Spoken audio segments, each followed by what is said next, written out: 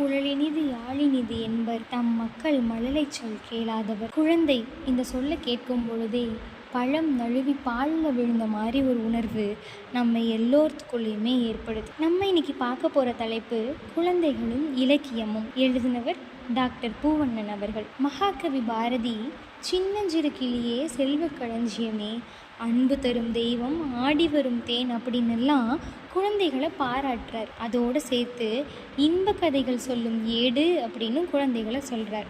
ஏடு அப்படிங்கிறது நேரடி பொருளில் புத்தகத்தையும் இந்த இடத்துல இலக்கியங்களையும் குறிப்பதாக நம்ம பொருள் கொள்ளலாம். ஆத்தர் பூவண்ணன் அவர்கள் நிறைய விஷயங்களை நமக்கு சொல்லிக்கிட்டே வர்றார். முதல்ல ஒரு வீட்டில் தந்தை உணவு உண்டுட்ருக்காரு.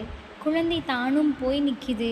தன்னுடைய உணவிலிருந்து ஒரு பகுதியை அவர் குழந்தைக்கு ஊட்டலான்னு எடுக்கிறாரு. அப்பொழுது தாய் தடுக்கிறாங்க. தடுத்து, வேணாம், இது உங்களுக்குன்னு உரப்பாக செஞ்ச சாப்பாடு, அது குழந்தைகளுக்கு தர வேண்டாம் அப்படின்னு சொல்கிறாங்க. அடுத்த நிகழ்வில் குழந்தை தன்னுடைய அப்பாவினுடைய சட்டையை போட்டுக்கிட்டு, அம்மா இங்கே பாருமா அப்படின்னு சொல்லி பெருமையாக காட்டுது. அதையுமே அம்மா என்ன சொல்கிறாங்க, வேணாங்கண்ணு, காலுக்கு கீழே தொங்குது சட்டை, அதை தட்டி விட்டு நீ விழுந்துடுவ அப்படின்னு சொல்கிறாங்க.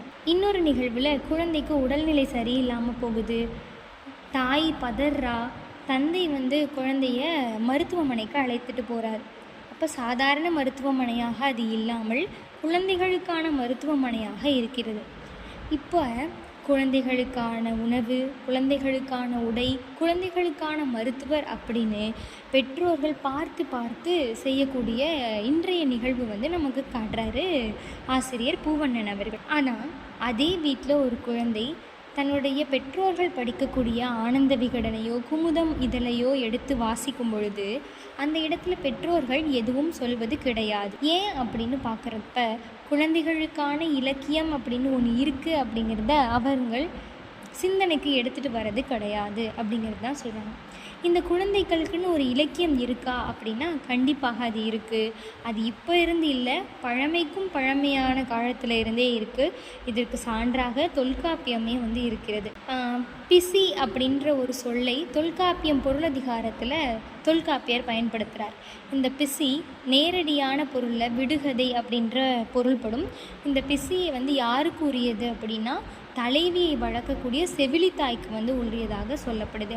இந்த பிசி 2 வகைப்படும் அப்படின்னும் சொல்கிறாங்க.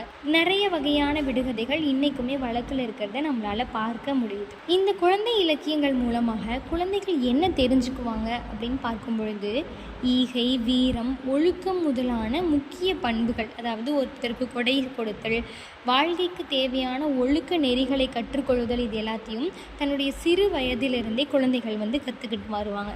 இதுக்கு பெரும் துணையாக அமைவது தான் இந்த குழந்தைகளுக்கான இலக்கியம் அப்படிங்கிறதும் நமக்கு புரிய வருது. குழந்தை இலக்கியத்தில் நீதி நூல்கள் அப்படின்ற ஒரு பிரிவை தொடங்கி வைத்த பெருமை யாருக்குரியது அப்படின்னா ஔவையாருக்கு தான் உரியது அப்படின்னு சொல்கிறாங்க. ஔவையார் எழுதிய ஆத்திச்சூடி நம்ம அனைவராலும் படிக்கப்பட்டிருக்கும். அதை தொடர்ந்து நிறைய பேர் புதிய ஆத்திச்சூடிகள், பாரதியாருடையது, நிறைய பேர் ஆத்திச்சூடிகள் எழுத நேரிட்டது. இவரை தொடர்ந்து 19ஆம் நூற்றாண்டில் ரச்சன்ய யாத்திரிகம் அப்படின்ற புக்கையும் ரச்சன்ய மனோகரம் அப்படிங்கிற புத்தகத்தையும் எழுதினவராக கருதப்படக்கூடிய ஹெச்.ஏ. கிருஷ்ணபிள்ளை அவர்கள் தன்னுடைய ரச்சன்ய மனோகரம் புத்தகத்தில் பால்ய பிரார்த்தனை அப்படின்ற ஒரு பகுதியை கொடுத்துருக்கார். இந்த பகுதியில் இந்த பாடல்கள் 5 வயசு இருக்கக்கூடிய குழந்தைகளுக்கானது அப்படின்னு சொல்லி கொடுத்துருக்கார். ஸோ முதல்ல வயது குறிப்பிட்டு எழுதிய கவிஞராக நமக்கு ஹெச்.ஏ. கிருஷ்ணபிள்ளை தெரிய வர்றார். குழந்தைகள் இலக்கியத்திற்கான முதல் போட்டியையும் இலங்கையை சார்ந்த கல்வி அதிகாரி K.S. அருணந்தி அப்படிங்கிறவங்க முதல்ல தொடங்கி நடத்துகிறாங்க. இதில் நடுவராக விபுலானந்தர், சுவாமி ஞானப்பிரகாசர், நவநீத கிருஷ்ண பாரதி போன்ற புகழ்பெற்ற ஆட்கள் இருந்தாங்க. இதில் கலந்து கொண்டு பரிசு பெற்றவர்களுமே நல்ல புகழ்பெற்ற ஆளுமைகளான சோமசுந்தர புலவர், அகிலேச சர்மா முதலியவர்கள் தான். இதை 1935ஆம் ஆண்டு பிள்ளைப்பாட்டு அப்படின்ற தொகை நூலாக தொகுத்து வெளியிடுறாங்க அருணந்தி அவர்கள். இது குழந்தை இலக்கியத்தில் தொகுக்கப்பட்ட 2வது தொகை நூலாக இருக்குது. 35 ஆண்டுகளுக்கு அப்புறமா 3வது தொகை நூலை நம்ம உரைநடையினுடைய ஆசிரியரான பூவண்ணன் வந்து வெளியிடுறாரு. 1970 முத்துக்குவியல் அப்படிங்கிற பெயரில் வந்து அதை வந்து வெளியிடுறாரு. இதற்கப்புறமாக இதழ்கள் அப்படிங்கிற பகுதியை நம்ம வந்து பார்க்க நேரிடும். 1942 1952 வரைக்கும் சுமார் 100 இதழ்கள் குழந்தை இலக்கியம் சார்ந்து வந்து பாப்பா, பாப்பா மலர் போன்ற இதழ்கள் எழுதப்பட்டிருக்கு. அதிலே நிறைய குழந்தைங்க தன்னுடைய சொந்த சேமிப்பு காசை பயன்படுத்தி வாங்கி படிச்சிருக்காங்க. அதுக்கப்புறம் அந்த இதழ்லையே தன்னுடைய படைப்பை கொடுத்து படைப்பாளர்களாகவும் ஆகியிருக்காங்க. அந்த வரிசையில் வளர்ந்தவர் தான் இந்த பூவண்ணன் அவர்கள் அப்படின்னு அவர் தன்னுடைய உரைநடையில் குறிப்பிடுறார். ஆனால் இன்றைய நிலைமையில் எந்த ஒரு குழந்தையும் தன்னுடைய சேமிப்பு காசை பயன்படுத்தி ஒரு இதழையோ ஒரு புத்தகத்தையோ வாங்கி படிப்பது கிடையாது. பெற்றோர்களும் இதுக்கு வந்து ஊக்குவிப்பது கிடையாது அப்படின்னு சொல்லி ஆசிரியர் தன்னுடைய வருத்தத்தையும் தெரிவிக்கிறார். நம்மளுடைய குடியரசுத் தலைவராக இருந்த மறைந்த டாக்டர் APJ அப்துல் கலாம் அவர்கள் சிறுவர்களே கனவு காணுங்கள் அப்படின்னு வந்து சொன்னார்.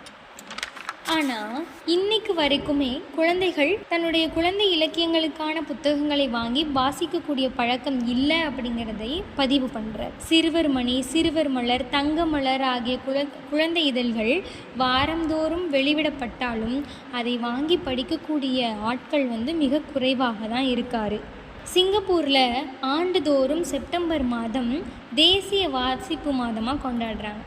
வாசிப்பு என்பது பாட புத்தகம் அல்லாத சிறுவர் நூல்களை வாசிக்கிறது தான் அப்படிங்கிறதையும் நம்ம தெரிஞ்சுக்கணும். அங்கே சிங்கப்பூரில் நம்மளுடைய ஆசிரியர் அவர்கள் கதை சொல்லும் நிகழ்ச்சி ஒன்று நடத்தியிருக்காங்க.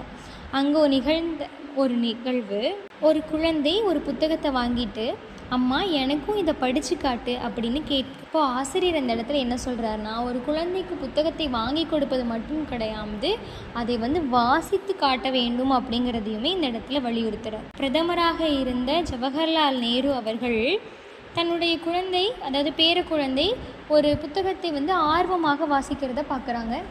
ஆர்வமாக புத்தகத்தை வாசித்து கொண்டு இருக்கிறத பார்க்குறாங்க. பார்த்துட்டு அது என்ன புத்தகமாக இருக்கும்னு போய் பார்க்கும் பொழுது அது கொள்ளைகளையும் சொல்லக்கூடிய ஒரு புத்தகமாக இருக்கிறத பார்த்து அதிர்ந்து போகிறார் ஜவஹர்லால் நேரு அவர்கள். அதனாலேயே சில்ட்ரன்ஸ் புக் ட்ரஸ்ட் அப்படிங்கிற ஒரு அமைப்பை ஏற்படுத்தி பெரும் பொருளுதவியை அதற்கு செஞ்சுருக்கார். கோவலனை இழந்த கண்ணகி மதுரை மக்கள் முன்னாடி போய் பேசும் பொழுது சான்றோர்களும் இருக்கிறார்களா, ஈன்ற குழந்தையை எடுத்து வளர்க்கும் சான்றோரும் இருக்கிறார்களா என்று அனாதை குழந்தைகளை அக்கால சான்றோர்கள் எடுத்து வளர்ப்பதை கடமையாக வச்சுருக்காங்க அப்படிங்கிறத வந்து சொல்கிறாங்க. ஆனால் இன்றைக்கு குழந்தை இலக்கியம் ஒரு அனாதையாக போதிய ஆதரவு இன்றி இருக்கிறது. சான்றோர்கள் அதை பேணி காத்து வளம் பெற செய்ய வேண்டும் அப்படிங்கிறது ஆசிரியருடைய வேண்டுகோளாகவும் விருப்பமாகவும் இருக்குது அப்படிங்கிறத இந்த உரைநடை மூலமாக நம்ம தெரிஞ்சுக்க முடியுது. அனைவருக்கும் நன்றி.